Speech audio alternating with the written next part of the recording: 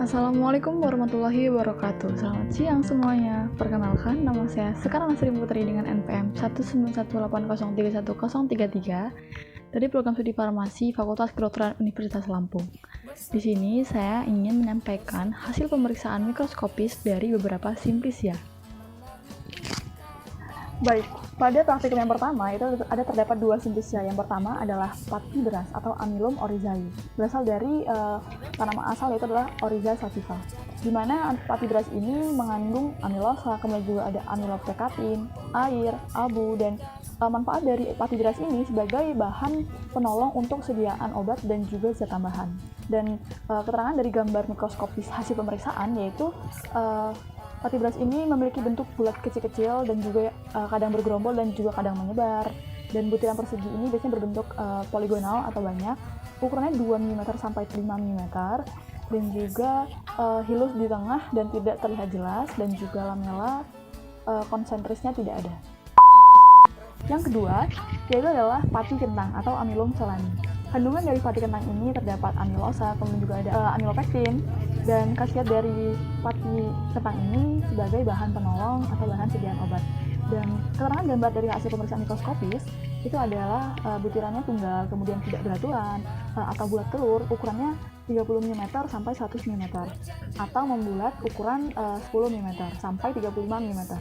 Butirannya majemuk jarang, kemudian juga hilus berupa titik pada ujung yang kekal dengan lamela konsentris jelas terlihat.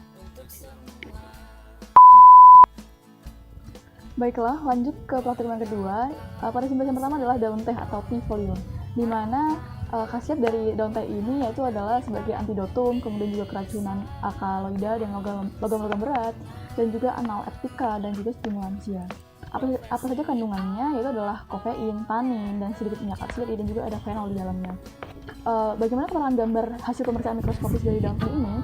Yaitu adalah kristal kalsium oksalat berbentuk roset dan juga mesofil daun. Yang pada kedua adalah mesofil daun, kemudian berkas pengangkut dengan penebalan tipe tangga dan juga sel sekresi. Pada yang selanjutnya ada pula sklerenkin, dan selanjutnya adalah makrosklereida. Dan pada biasanya adalah pada epidermis atas dan epidermis bawah itu terdapat stomata dengan tipe anomositik, di mana berkas pengangkutnya dengan tipe spiral. Pada simplisia yang kedua itu adalah daun jambu biji, CD folium, di mana daun jambu biji ini memiliki kandungan flavonoid total tidak kurang dari 0,20% dihitung dengan quercetin. Terdapat juga saponin, kemudian karote, steroid, quinon, antioksidan, minyak atsiri, dan juga tanin. Manfaat dari daun jambu biji ini yaitu adalah mengobati peradangan, sebagai obat diare, dan juga sitotoksik atau obat anti kanker. Dan apa sih keterangan dari gambar hasil pemeriksaan mikroskopis daun jambu biji ini?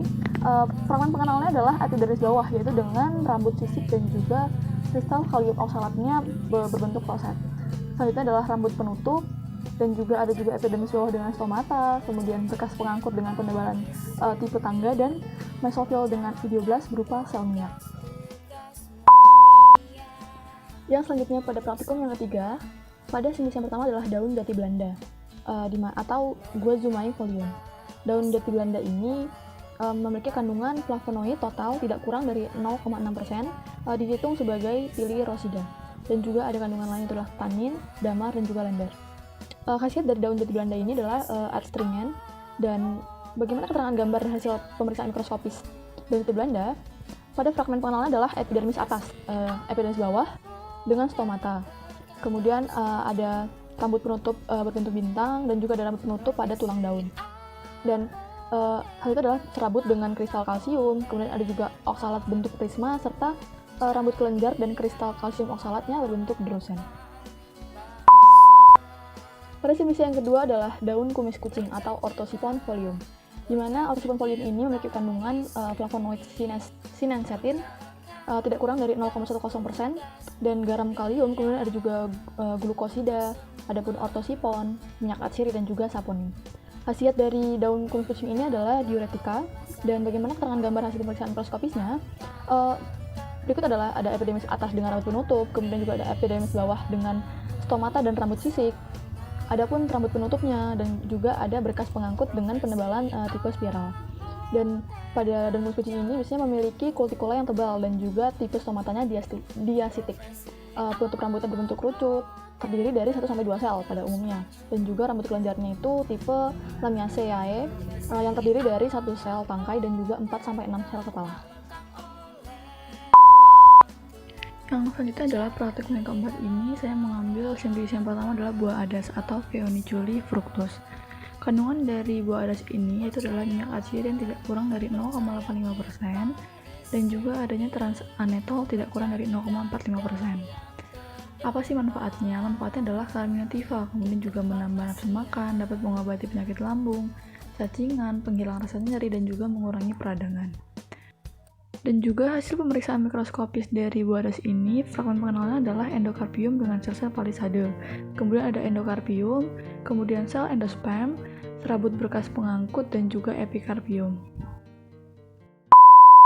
Yang selanjutnya adalah biji pala. Biji pala ini atau Myristaceae semen memiliki kandungan minyak atsiri tidak kurang dari 6,40%. Dan khasiatnya adalah stimulan, kemudian juga ada antiinflamasi, obat pencahar, demam, bau mulut, mengatasi perut kembung, kemudian juga merangsang nafsu makan. Dan bagaimana keterangan gambar dari hasil pemeriksaan biji pala ini? Yang pertama ada itu kristal kalsium oksalat berbentuk prisma, dan juga yang kedua adalah bentuk endospermnya, yang ketiga ada bentuk serabut, dan juga perispermnya selanjutnya.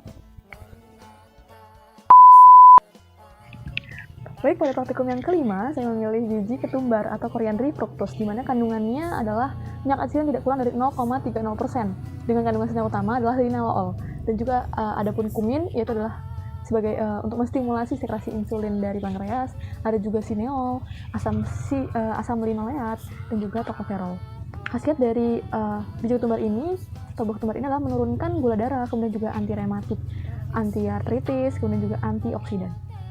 Apa keterangan gambar dari hasil pemeriksaan mikroskopis buah ketumbar ini? Yang pertama adalah fragmen pengenalannya seperti sclerenchyme, dan juga yang kedua ada mesokarpium, dan juga itu ada bentuk endokarpium. Yang selanjutnya adalah buah kapulaga atau Amomo fructus, di mana kandungan dalam buah kapulaga ini terdapat minyak atsiri tidak kurang dari 1,60 yang di dalamnya terkandung sineol, terpineol, dan juga borneol. Selain itu juga ada kandungan asam kersik, juga ada kalsium oksalat, saponin, flavonoida, dan juga poliferol. Manfaat dari buah kapulaga adalah sebagai antipiretikum dan juga afrodisiaka.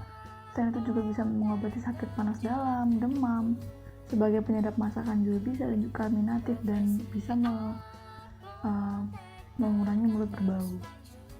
Dan bagaimanakah hasil pemeriksaan mikroskopis dari buah kapulaga ini?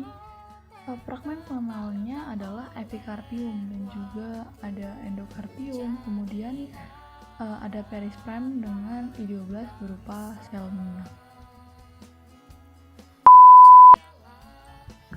Kita lanjut ke praktikum yang ke-6, menggunakan simplisia kulit kayu manis atau Cinnamonis cortex, di mana kandungan dari kulit kayu manis ini adalah minyak atsiri yang mengandung egenol, kemudian ada sinamil aldehida, juga zat penyamak, ada pati, dan juga ada lender. Dan khasiat dari kulit kayu manis ini adalah carminativa dan juga bisa menghangatkan lambung, kemudian juga bila dicampur dengan astringensia lainnya bisa menjadi obat mencret. Dan keterangan gambar dari hasil pemeriksaan mikroskopis kulit kayu manis.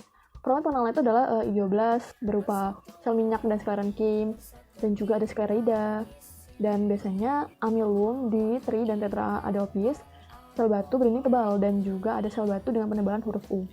Dan merankin korteks ini biasanya dengan sel lender dan sel minyak, kristal kalsium oksalatnya bisa berbentuk prisma atau rapida atau bekas jarum.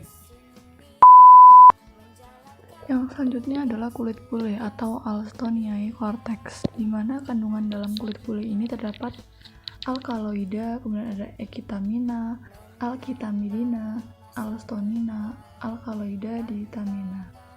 Manfaat dari kulit pule ini bisa sebagai antipiretika, kemudian anti-malaria, stomakika, antidiabetika, kemudian ada antelmintika. Lalu bagaimanakah hasil pemeriksaan mikroskopisnya? Fragmen penolnya ada yang pertama amilum, kemudian kristal oksalatnya berbentuk prisma, ada juga kumpulan sclerida, Lalu ada sel gabus yang sebagian membatu, ada pula parenkim korteks, parenkim, dan jari-jari embelur. Untuk praktikum yang terakhir atau praktikum yang ketujuh, ada rimpang temulawak atau berasal dari tanaman Curcuma santorizae rhizoma, di mana kandungannya itu adalah minyak atsiri yang tidak kurang dari 8,2% dan mengandung veladren, kemudian ada juga pinerol, ada zat berwarna kurkumin, ada juga pati di dalamnya. Manfaat dari rimpang temulawak ini sangat banyak, seperti anti kolesterol, untuk mengobati anemia, kemudian juga anti-inflamasi, antioksidan, kemudian juga dapat meningkatkan nafsu makan, dan juga pencegah kanker, ada juga sebagai antimikroba. Pada hasil pemeriksaan mikroskopis rimpang temulawak ini, epidermisnya itu bergabus dan terdapat sedikit rambut yang berbentuk kerucut dan bersel satu, kemudian di epidermisnya agak menggabus, di bawahnya terdapat periderm yang kurang berkembang. Korteks dan silinder pusat parenkimmatik terdiri dari sel parenkim berdinding tipis, berisi bulir pati, dan parenkim yang tersebar banyak sel berisi minyak berwarna kuning dan zat berwarna jingga. Terdapat idiblast berisi hablur kalsium oksalat berbentuk jarum kecil. Dan bulir patinya itu berbentuk pipih, bulat panjang sampai bulat telur, dan panjangnya 20-70 mm, lamela jelas, hilusnya di tepi, kemudian berkas pembuluh tipe kolateral, dan tersebar tidak beraturan pada parenkim korteks dan pada silinder pusat. Pada simplicia selanjutnya adalah rimpang kunyit yang berasal dari tanaman Curcuma domestica. Kandungan dari rimpang kunyit ini yaitu minyak atsiri yang tidak kurang dari 1,85% dengan mengandung damar di dalamnya, ada juga pati, zat warna kurkumin, ada juga zat warna kurkumin ini tidak kurang dari 3,82%. Manfaatnya adalah carminativa, kemudian juga ada anti diare, kolagogas, juga ada skabisida. Dan keterangan gambar hasil pemeriksaan mikroskopis dari kunyit ini memiliki satu sel lapis, kemudian pipih berbentuk pirigonal, dinding selnya menggabus, rambut penutup berbentuk kerucut lurus atau agak bengkak panjang sekitar 250 cm sampai 890 mm dindingnya tebal. Seperti pada gambar dimana itu bentuk-bentuk amilumnya, kemudian juga ada parenkim korteksnya yang dimana dia berisi bahan berwarna kuning di dalamnya, kemudian juga berkas pengangkut dengan penebalan tipe tangga, ada juga rambut penutupnya. Selanjutnya adalah periderm dan juga parenkim stele.